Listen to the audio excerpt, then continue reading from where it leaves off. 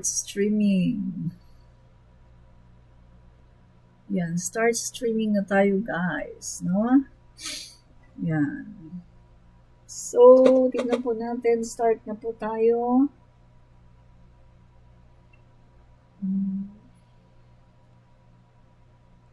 Yan.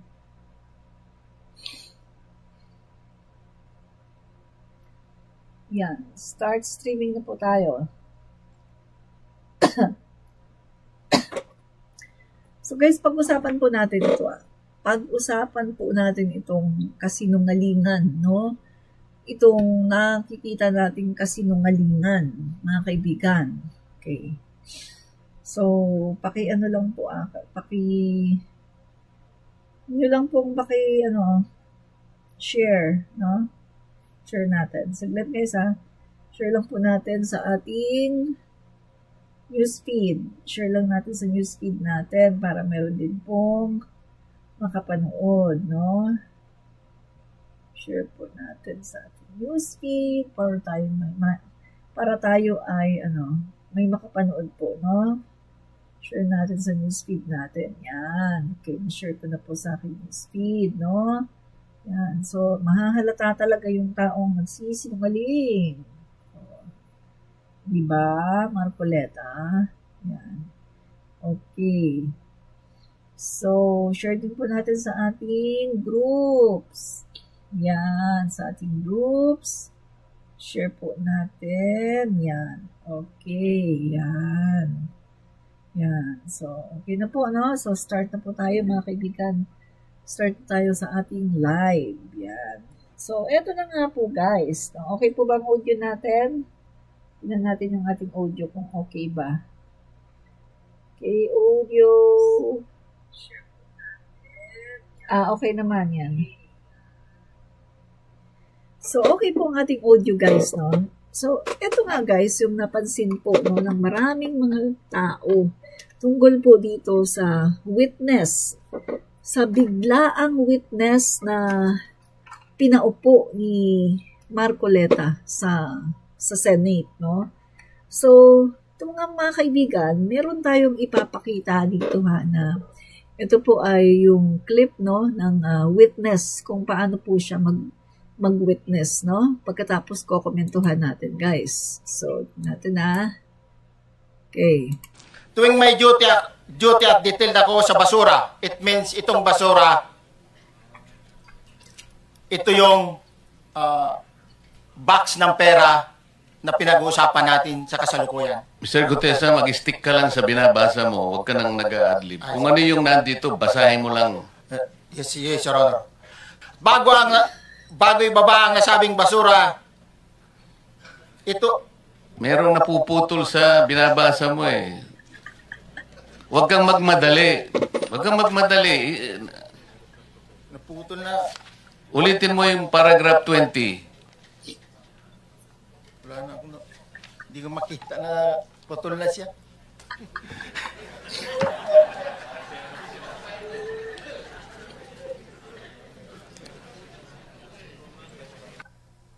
Yan, tignan nyo. Ibinigay ni Marcoleta doon, no? Yan, binigay ni Marcoleta doon sa witness niya. Yan. So, yan. Tuwing may duty at detailed ako sa basura, so, it means itong basura. Komentuhan po natin komentuhan natin. So, yan po ay ilan lang sa nangyari, no? Ilan lang po yan sa ating napansin, pati ng ating mga kasama. No? So, una muna mga kaibigan, disclaimer tayo Hindi po natin pinagtatanggol si Speaker Martin Romualdez. Dahil ang sabi po ng Pangulo natin ay lahat pananagutin, kamag-anak, kaibigan, kapartido, kahit sino ka pa man, no? Ikaw ay pananagutin kung ikaw ay talagang nagkasala. So, sabi ko nga po sa inyo, ako po ay #1 supporter ng ating Pangulong BBM at pangalawa lang po kay Speaker Martin Romualdez. Pero kahit po pangalawa si Speaker Martin Romualdez, mga kaibigan, ay okay lang sa akin na siya ay usigin sa batas at siya ay makulong kung talagang talagang totoo na siya ay nagkasala at kung talagang ginawa niya itong mga bagay na to. Walang problema mga kaibigan dahil syempre, una syempre ang bayan bago ang politiko. Yan na, mga kaibigan, una ang bayan, una ang pera natin bago ang politiko.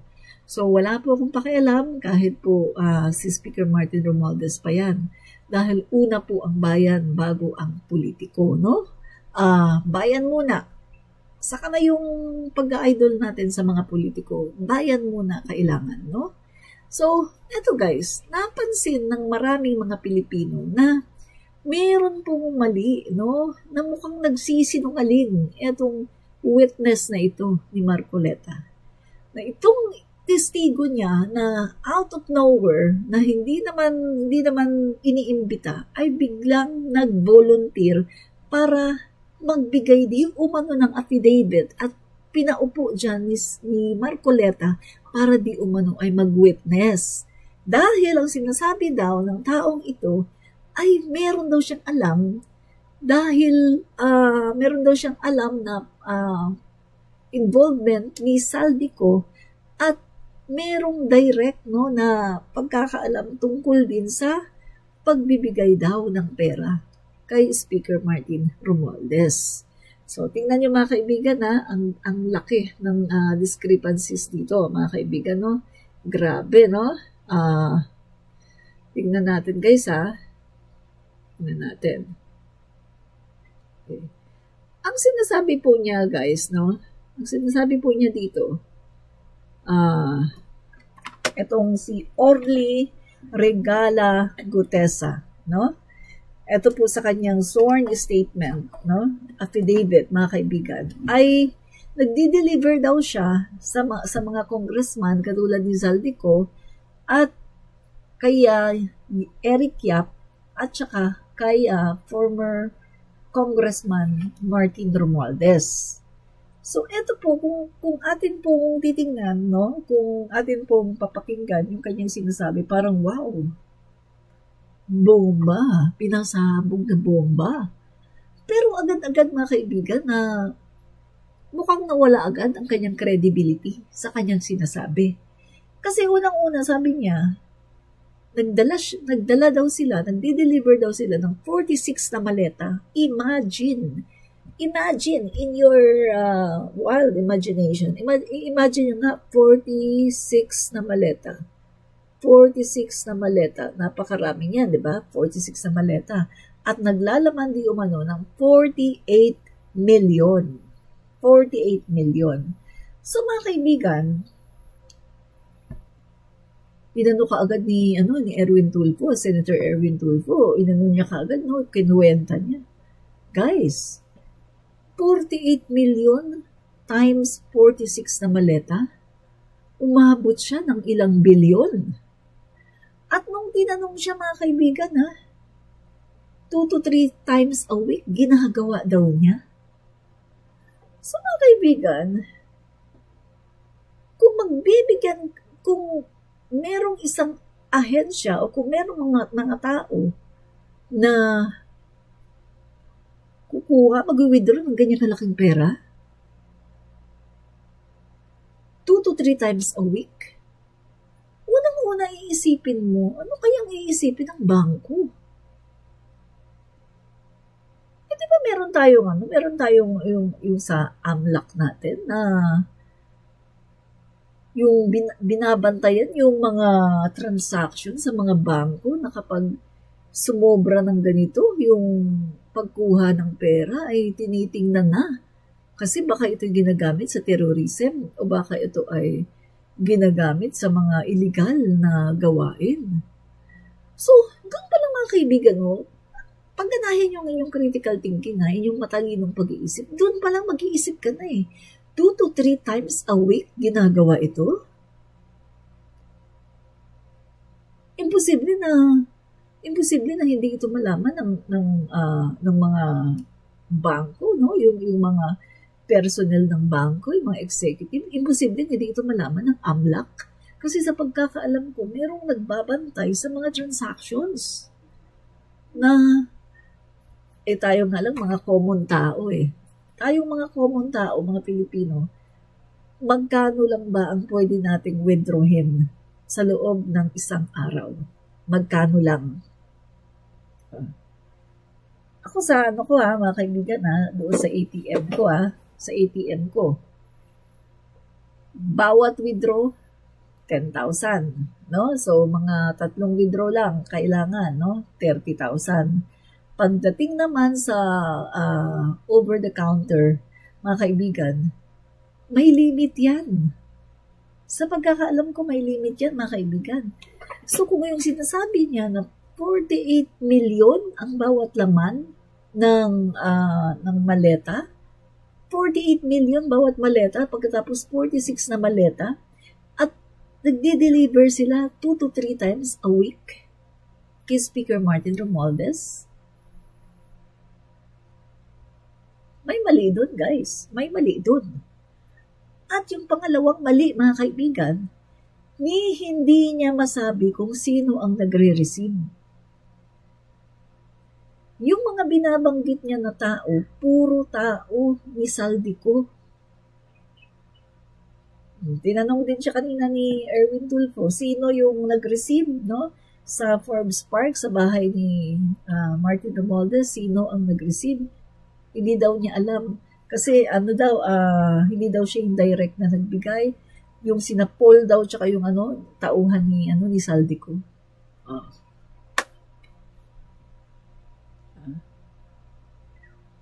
So, meaning to say, mga kaibigan, kung titignan natin dito, mukhang scripted ito at binayaran para talagang i-drop ang pangalan ni Speaker Martin Romualdez. Kasi wala pala siyang tingnan niyo, mga kaibigan, bakit ka mag-volunteer, mag-witness ka, nasabi mo, hindi mo maatim sa konsensya mo, nag-witness ka mo, pero wala ka man palang direct knowledge na talagang ikaw mismo or magkasama kayo, may kasama ka na nagdi-deliver kayo kay Speaker Martin. Wala naman pala siyang direct knowledge. Kasi nung tinanong siya sinong nagre-receive. Kasi mga kaibigan, sabi ko nga sa inyo, common sense lang Tayo mga Pilipino, lagi tayong gumagamit ng common sense, di ba? Pag nag-deliver ka, matik yan. Alamin mo kung sinong tumanggap, sinong nag-receive. Para kapag tinanong ka ng taong nag-utos sa'yo, meron kang masasabi. Baka mamaya hindi makarating dun sa pinagbibigyan. Baka mamaya hindi makarating dun sa tao na dapat na makareceive. Diba? Matik yan, mga kaibigan. Ang pinaka-ano pa nga, magsasign ka na ikaw ang nag-receive Ganun, mga kaibigan. Sa bahay namin, minsan may magdi-deliver. Pagkatapos, para sa kapatid ko, wala yung kapatid ko. Sabihin ko, ako na lang po tatanggap. Sasabihin sa akin ng tao, sige, pakisign na lang dito. Sasign ako. Ano po bang pangalan niya? Pakisign na lang. Lalo na yan, billions of money i-deliver sa bahay ni Speaker Martin Romualdez. Pagkatapos, ni hi ni ho, hindi alam kung sino yung nag-receive, kung sino yung tao na nag-receive. Kalokohan, huwag nyo kaming lokohin, hindi kami bobo. Hindi kami bobo, huwag nyo kaming lolokohin. Diba? At sabi ko nga, mga kaibigan, kahit nasabihin nila yan sa ICI, sa tingin nila bobo yung mga tao doon. Hindi naman bobo yung mga tao doon. Dahil yung pinaka-head ng ICI ay dating Associate Justice ng Supreme Court. Hindi bobo ang mga tao doon para maniwala lang sa laway. My God! Tingin niyo bobo ang tao sa ICI? Kung tayo nga na mga simpleng Pilipino ay napansin natin yung mga cracks dito sa testimony ng witness ni Marcoleta, lalo na yung nasa ICI, matatalino yun. My God, hindi nyo kami mauuto. So, yan mga kaibigan isa lang yan sa crack ng testimony nitong witness ni Marcoleta, no? Isa lang yan sa crack, no, ng kanyang testimony. So, walang alam kung sino yung tumanggap. At ito pa ang nakakatawa, guys, ha? Nakakatawa, ha? May sinasabi pa siya na bahay ni Marcoleta, na unang-una sinabi niya, may diniliberan nila, dating bahay daw ni Michael Yang. Isipin mo, unang-una, bakit niya alam na bahay ni Michael Yang? Tapos nung tinanong ni Lacson, anong ibig mo sabihin bahay ni Michael Yang? Bahay ni Michael Yang nabili ni Speaker Martin Romualdez? Tapos sabi niya, oo daw. So magtataka ka, mga kaibigan, how come na alam niya na dating bahay ni Michael Yang?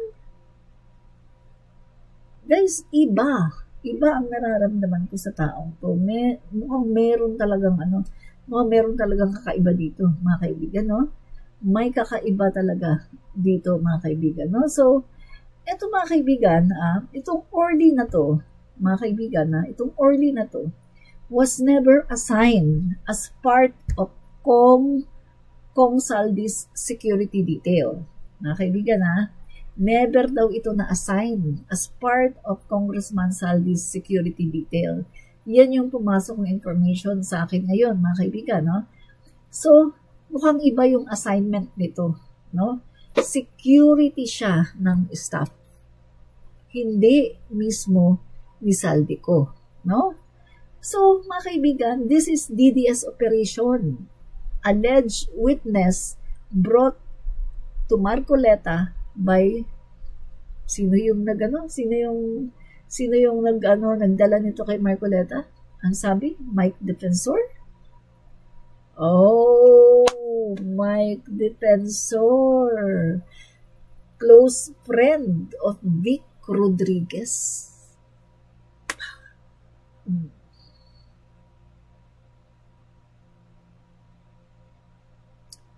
Mike Defensor. Close friend ni Vic Rodriguez. Si Vic Rodriguez, galit na galit, di ba? Kay Speaker Martin. Ano pa? Vic's brother, Edwin Rodriguez, was campaign manager of Defensor when he ran for mayor of Quezon City in 2022. So, yun po, mga kaibigan, no? So, nakikita na natin yung DDS, yung DDS operation, mga kaibigan. DDS, Operation Sira, no? Dito kay Speaker Martin Romualdez. Mukhang sinisiraan, no? Si Speaker Martin Romualdez. Dali,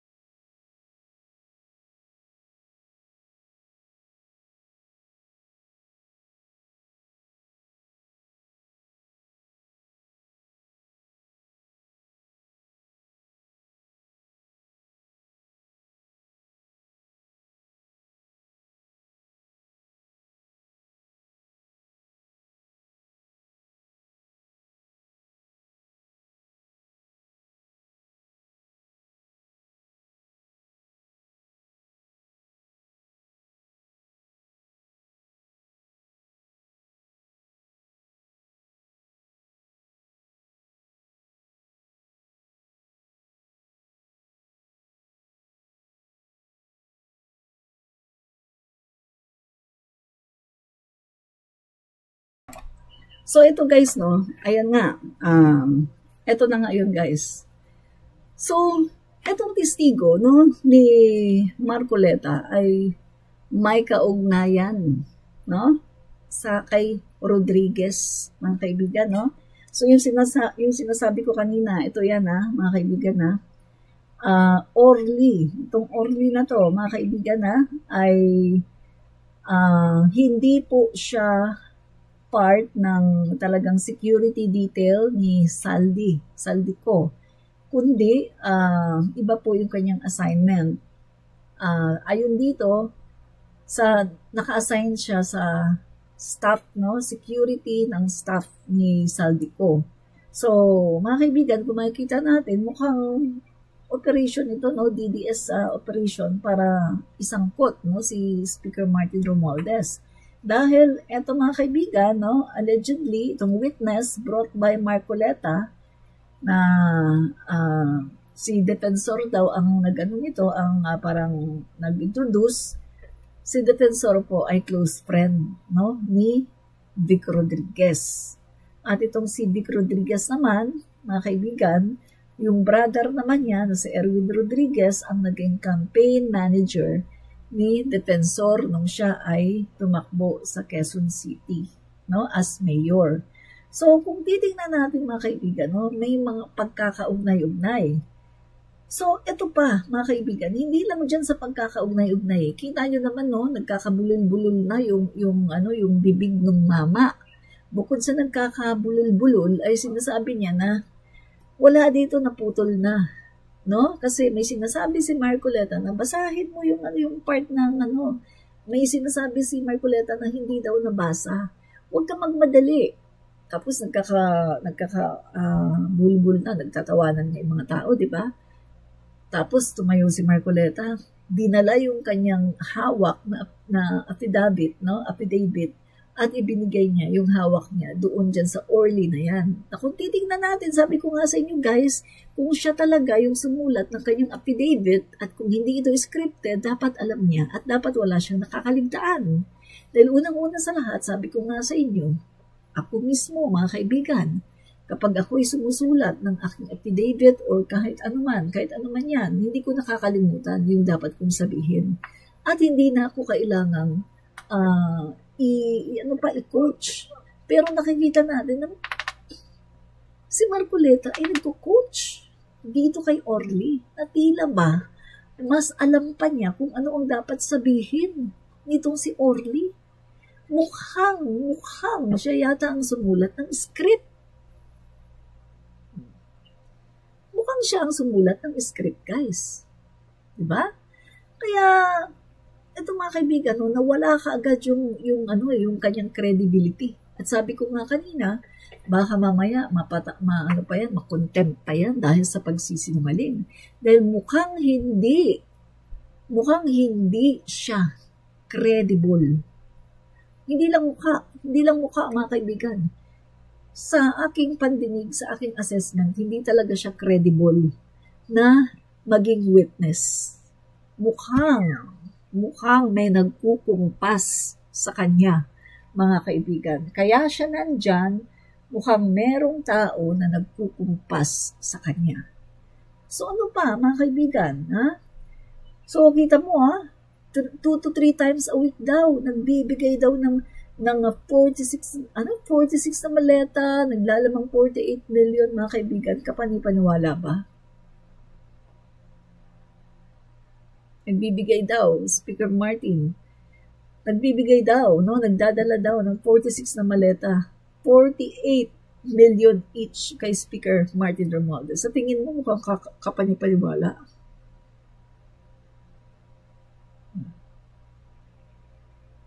Tapos, tingnan mo naman, Speaker Martin Romualdez.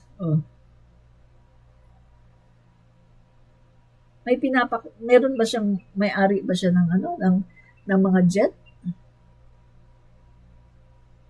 Sino yung may-ari ng mga jet? 4. Saldico. Magkano lahat yung asset nun? Yung jet lang? Yung mga helicopter, yung jet, magkano? Nasa 5 billion. Di umano, 5 billion. Si Speaker Martin Romualdez ba may ganyan? Ay yung binibintang nga sa kanya, nalaman na hindi naman pala sa kanya.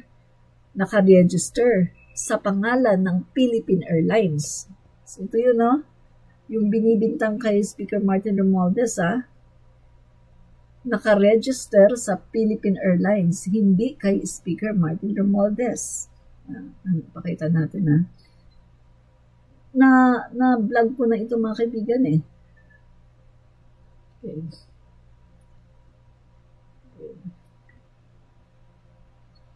Dali, Dali. Dito yata. Sa dami ng mga post ko, eh. Ito yata. Tingnan natin. Okay.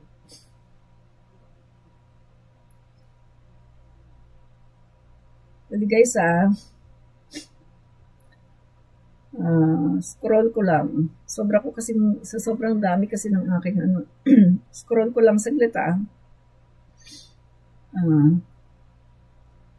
yung pinagbibintangan kasi nila, di ba, na may-ari si Speaker Martin Romualdez ng isang jet.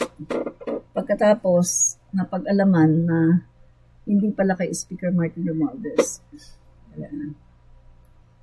Ito. Yan. Ito, guys. Ito. 2 Gulfstream jets.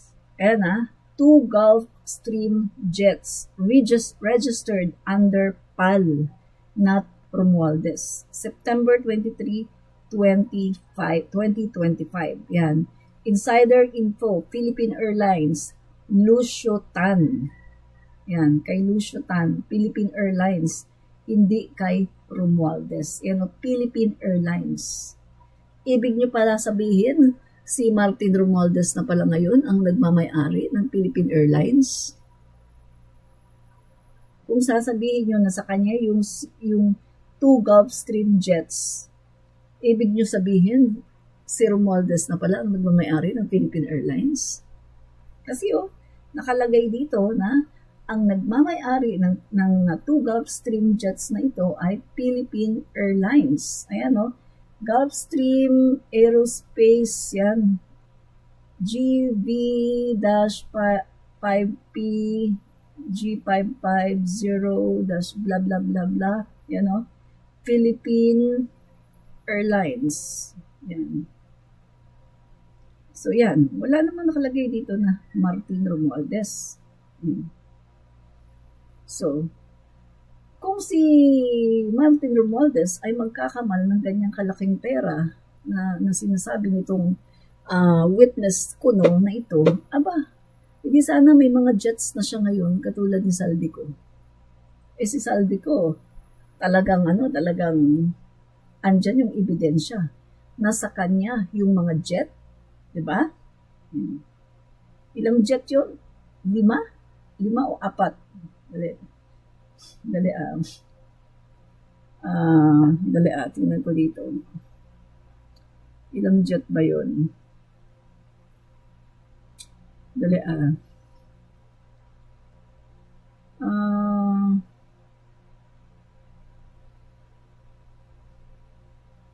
wala siya dito. Dali nga, tingnan ko sa isa kong cellphone. Ang dami ko kasing cellphone, Dami ko kasing cellphone, guys, no? So, hindi ko na maano yung dali, sobrang dami ng aking cellphone. Yan. Sandali. I-ano ko na lang,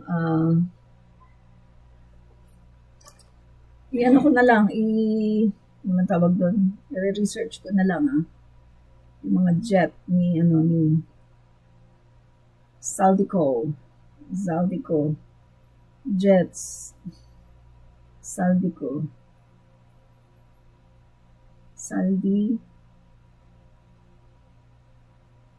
yan.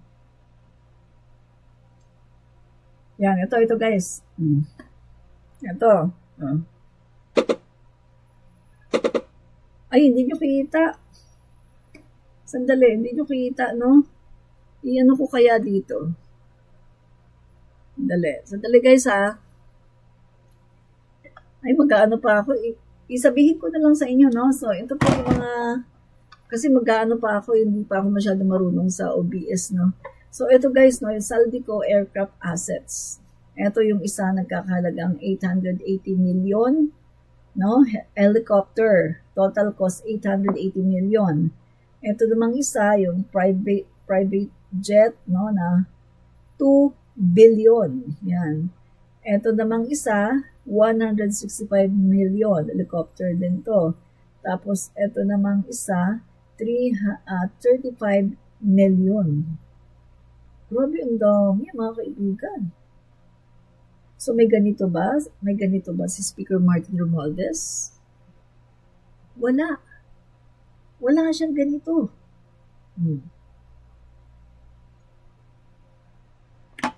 Walang ganyan si Speaker Martin Romualdez. Although, pagpasok na sa politika, mayaman na siya. Meron pa siyang interview kay Karen Davila na pagpasok niya sa politika, mayaman na siya. Isa siya sa pinakamayaman. Bakit siya mayaman? Meron silang negosyo. Ano yung mga negosyo ni Speaker Martin? Nasa mining. Meron sa... Tingnan natin yung mga negosyo ni... Para hindi tayo magkamali yung mga business ni Speaker Martin Romualdez. Para hindi tayo magkamali. Yan. Yung mga business niya, tingnan natin. Yan. Okay. Ito, Romualdez is the owner of newspaper companies, Manila Standard and Journal Group of Publications, and the mass media firm, Philippine Collective Media Corporation. Tapos, meron pa siyang sa mining, no? Mining, alam naman natin pag sa mining. Guys, no? Kapag sa mining ay yan, no? Talagang may pera yan, mayaman, no? Mga kaibigan. Yan. So, tapos meron pa silang malaking ano ba ang tawag doon? Hospital, no? At hindi lang yan mga guys, no? Meron pa pong iba na mga company si Speaker Martin Romualdez. No? So, malinaw mga kaibigan, pagpasok niya sa politika, mayaman na siya. Ano pa? Ito, RYM. Ito pa. RYM, mga kaibigan. RYM is a holding firm led by the family of House Speaker Martin Romualdez that has interests in mining, real estate, and media through subsidiaries, Bright Kindle Resources and Investment, Mac Ventures Holdings, yan, Benguet Corporation, and Prime Media Holdings, yan. So, yan po mga kaibigan, no, yung mga businesses, no, ni Speaker Martin Romualdez. Yan. So, magkano daw yung 25 billion. So, guys, kapag ikaw kasi nasa business, ay lalago talaga yung pera mo. Diba? Pero kung, halimbawa, congressman ka, tapos wala ka namang business, ang inaasahan mo lang ay sweldo, tapos biglang, uy, mayaman. Yun ang merong yun, magtataka ka kapag ganun. Kang congressman, wala namang ibang mga source ng income, kundi yung sweldo lang, yung budget lang, tapos biglang, uy, ang yaman. Doon ka magtataka. Pero sa case ni Speaker Martin Romualdez, pagpasok pa lang niya sa politika, ay into business na siya. So kapag business, lalago talaga yan. Ang pera mo kasi business yan eh. Diba? Make sense, mga guys? No? So, ito pa. Sabi ko sa inyo hindi natin pinagtatanggol si Speaker Martin Romualdez. Kung may kasalanan siya, dapat siyang managot, dapat siyang makulong kung may kasalanan siya. Pero, kailangan yung totoo yung totoo na talagang kasalanan. Kasi nakakaawa naman yung tao na idadawit sa ganito pagkatapos wala naman palang kasalanan, di ba? So, gusto lang natin dito ay yung tama lang, no? Huwag yung, yung mga gawa-gawa at mga invento, no?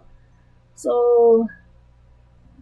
tingnan pa natin yung, itong mamang to. Tingnan pa natin, Okay. So, mga kaibigan, ano pa yung mali dito? Ano pa yung mali? Yan. Ito.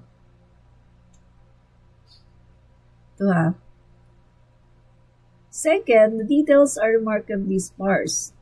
The only names he confidently gives are Saldico's exclusive executive assistants. Tingnan nyo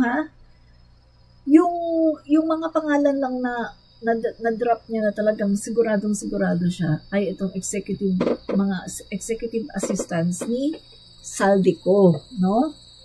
A certain Paul and Mark, when pressed even by Marcoleta himself, Gutesa could not specify who actually received the alleged cash in Romualdez' residence for claims involving billions. Paul and Mark simply don't cut it. Sabi ko nga sa inyo, di ba? Kung magdi-deliver ka talaga ng ng napakaraming pera na umabot ng bilyon, biruin mo, 46 na maleta, nagkakalaman ng 48 million each, umabot siya sa billions. Kung magdi-deliver ka ng billions na pera, hindi mo ba tatanungin kung sino ang nag-receive? Para hindi ka magkamali at para may masabi ka rin sa iyong boss. Gamitin natin ang kokote. Huwag agad maniniwala sa sabi-sabi. Ang laway, madaling pakawalan. Ang salita, madaling pakawalan. Kaso, paglatag ng ebidensya, yan ang problema. Diba? So, ano pa? In the end, mga kaibigan, ito pa, third, the coaching was hard to miss. Observer saw Marcoleta guiding the witness through parts of his own affidavit. Affidavit mo, hindi mo alam kung nasan yung parte doon na dapat mong sabihin na ilalaglag mo si Speaker Martin Romualdez. Mukhang hindi siya ang gumawa ng affidavit. Mukhang scripted ito pagkatapos ibinigay sa kanya. Ito yung sasabihin mo. Kaso nakalimutan niya. Sabi niya, naputol daw doon. Tumayo pa talaga si Marcoleta. At ibinigay sa kanya yung papel. Mga kaibigan, hindi tayo bugok para hindi natin makita yung mga gestures. Action speaks louder than words. Kitang-kita dito. Sino ang gumawa ng script? Mukhang hindi siya ang gumawa ng kanyang affidavit. Mukhang gumawa ng affidavit niya ay si Marcoleta at ibinigay sa kanya para basahin niya.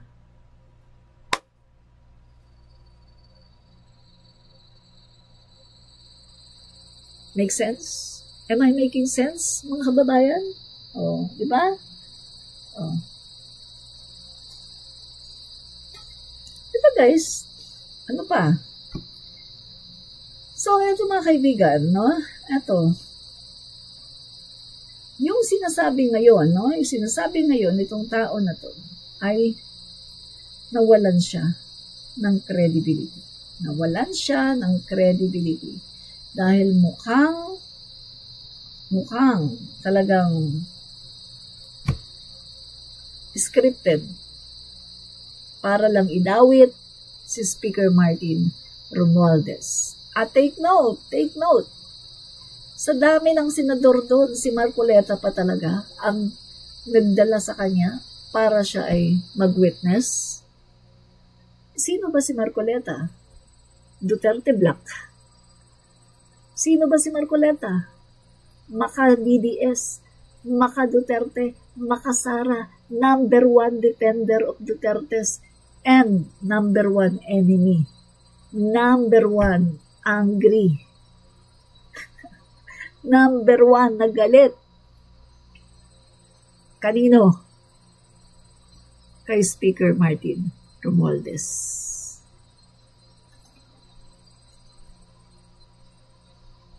So mukhang alam na natin. Ito ay scripted. Mukhang alam na natin guys na ito ay scripted. No? Hindi totoo. Mukhang hindi totoo na ito talaga ay witness. Kundi scripted. No? Scripted. Grabe, mga kaibigan, no? Sabi ko nga sa inyo, madali lang magbintang, laway lang ang puhunan, pero mahirap maglatag ng ebidensya. Remember mga kaibigan, yung Diskaya, yung Diskaya din, di ba? Kanina. Tinanong niya si Diskaya na yung part na parang nakalimutan daw ni Diskaya. Ano, nakalimutan daw ba talaga niya o sinadya niya o talagang nagkamali? Guys, mukhang hindi yata sila ang gumagawa ng kanilang affidavit. Sa tingin ko lang mukhang hindi itong mga taong to ang gumagawa ng sarili nilang affidavit. Mukhang mga scripted at mukhang may gumagawa ng affidavit para sa kanila. Pero mga kaibigan, mas alam pa ni Marcoleta kung ano yung mga dapat na sabihin at kung ano yung part na dapat na hindi laktawan. Mukhang mas alam pa ni Marcoleta kung